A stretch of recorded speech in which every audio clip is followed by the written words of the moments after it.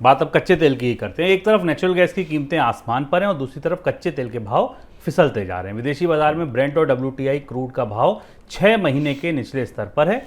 Brent crude का भाव घटकर $93 के नीचे आ गया है, जबकि WTI क्रूड $87 से भी नीचे पहुंच गया है। सर, कच्चे तेल और गैस की कीमतों में ये दो दिशाओं में जाती दिख रही हैं, ये ऐसा डाइवर्जेंस क्यों दिख रहा है? दो बड़े बड़े वजह हैं। एक हिस्सा हमने कल चर्चा की थी, कच्चे तेल पर हम लगातार अपने मनी सेंट्रल में आपके साथ चर्चा करते रहते हैं। एक महत्वपूर्ण दबाव जो कच्चे तेल की कीमतों पर बना वो ईरान की तरफ से बना, क्योंकि ईरान, ऐसा लग रहा था कि ईरान से अगर प्रतिबंध हटाए जाएंगे तो ईरान का तेल बाजार में आना शुरू होगा। हालांकि कूटनीतिक तौर पर बहुत हलचल इस पर दुनिया में नहीं दिख रही है, क्योंकि ईरान और रूस के रिश्तों के कारण फिलहाल यूरोप और अमेरिका ईरान से प्रतिबंध हटाने के लिए तैयार होगा, इस बात की गुंजाइश कम दिखाई दे रही है। दूसरा महत्वपूर्ण हिस्सा चीन के में मंदी और चीन में उत्पादन कम होने की जो आशंकाएं थी, उसके कारण एनर्जी की डिमांड में कमी आई। हालांकि हमने बेस मेटल की कीमतों में बढ़ोतरी होते देखी है। तो पर सबसे दिलचस्प और इंटरेस्टिंग बात यह है कि हमारे सामने दो रिपोर्ट्स आई दुनिया में क्रूड के मांग को लेकर, कच्चे तेल की मांग को लेकर। एक रिपोर्ट आई इंटरनेशनल एनर्जी एजेंसी की और दूसरी रिपोर्ट आई ओपेक की। ओपेक एक मंथली ऑयल मार्केट रिपोर्ट जारी करता है जिसको MOMR कहते हैं, और उसमें ओपेक ने यह पाया कि दुनिया में इस साल तेल की मांग में उतनी बढ़ोतरी नहीं होगी जितनी इंटरनेशनल एनर्जी एजेंसी मान रही है। यानी ये जो कमी है रहेगी 3.1 बिलियन बैरल पर डे के आसपास, लेकिन इस साल के आधे समय के बाद, मतलब अगली छमाही में इसमें गिरावट आएगी।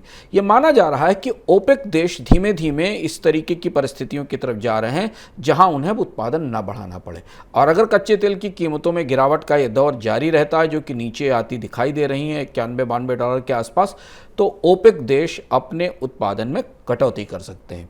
और ये अब आने वाले समय में ओपेक का सबसे बड़ा और सबसे महत्वपूर्ण देखने वाला क्षण होगा कि क्या ओपेक देश अपने उत्पादन में कटौती आउटपुट कट लागू करते हैं। उसकी दो वजह हैं कि रूस को छोड़कर ओपेक के बाकी कोई भी देश ऐसे नहीं है जिनकी उत्पादन की लागत बहुत कम हो। $60, $65, कुछ की तो $70-80 तक की प्रोडक्शन का कॉस्ट है।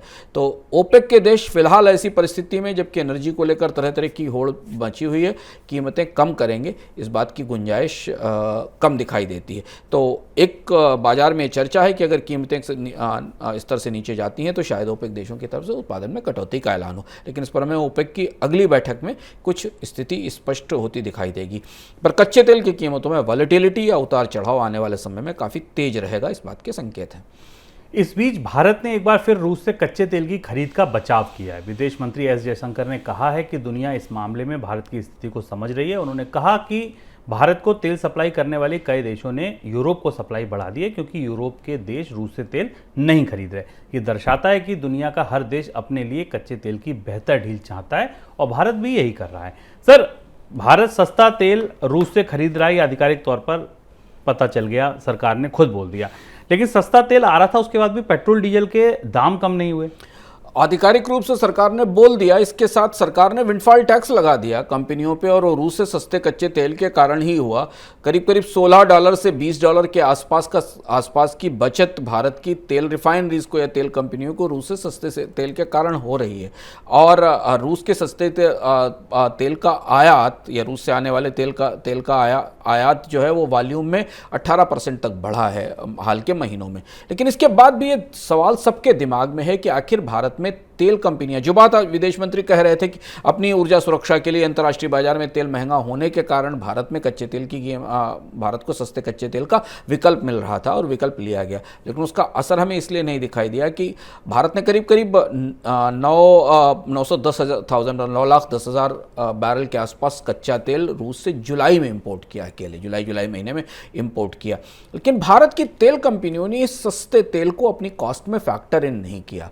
भारत में आज भी पेट्रो प्रोडक्ट्स की जो कीमतें तय हो रही हैं वो अंतर्राष्ट्रीय बेंचमार्क से हो रही हैं। यानी रूस का सस्ता तेल अगर $20 आ भी रहा है, हमारे लिए वो ब्रेंट के बराबर ही है, क्योंकि भारत की कंपनियां ब्रेंट के हिसाब से प्राइसेस तय करती हैं। और उन्होंने अपनी प्राइसिंग पॉलिसी में ना तो सरकार ने उन्हें बदलाव करने दिया, बल्कि सरकार ने इसके बजाय प्राइवेट कंपनियों से विंडफॉल टैक्स लगाकर उनसे टैक्स वसूल लिया, और इसलिए सस्ते तेल पर जितनी राजनीति हुई दुनिया में, भारत की तरफ से जो भी रुख लिए गए, अंततः हमारे और आपके उपभोक्ताओं के लिए इस रूस के सस्ते तेल का या वहाँ से आने वाले सस्ते तेल का कोई लाभ नहीं हुआ, इसके अलावा कि कंपनियों से कुछ टैक्स सरकार ने वसूल लिया। तो अब है क्या कि ये पहली बार ऐसा हो रहा है शुभम, जब हम भारत की रिफाइनरीज में, खासतौर से प्राइवेट रिफाइनरीज और सरकारी रिफाइनरीज में भी दो कीमतों का तेल आते हुए देख रहे हैं। एक तेल जो खुले बाजार से आ रहा है, जहाँ ब्रेंट का बेंचमार्क लागू होता है, और दूसरा रूस जैसी जगहों से आ रहा है जो सस्ता कच्चा तेल है। इनको दोनों को मिलाकर अभी वो प्राइसिंग फार्मूला सरकार ने नहीं विकसित किया या नहीं इजाजत दी, इसलिए हम लोग इस बात पर खुश तो हो रहे थे कि भारत की कंपनियां रूस से सस्ता तेल खरीद रही हैं, पर उससे पेट्रोल डीजल की कीमतों में हमारे पास कोई कमी नहीं आई। आज भी बल्कि स्थिति उल्टी है। दरअसल इंडियन ऑयल और हिंदुस्तान पेट्रोलियम जैसी कंपनियां तो एक कह रही हैं कि उन्हें 10 और 14 रुपए पर लीटर का लॉस हो रहा है पेट्रोल डीजल को अंतर्राष्ट्रीय बाजार से कम कीमत पर बेचने में, यानी उनकी जो बेंचमार्क कीमत है वो $100 से ऊपर है, क्रूड की पर बैरल से ऊपर है, और उन्हें सस्ता तेल बेचने पर नुकसान हो रहा है। और ये वजह है कि हमारे लिए डिप्लोमेटिकली ये महत्वपूर्ण था कि हमने सस्ता तेल ले लिया, पर कंज्यूमर्स को उसका कोई लाभ नहीं मिला।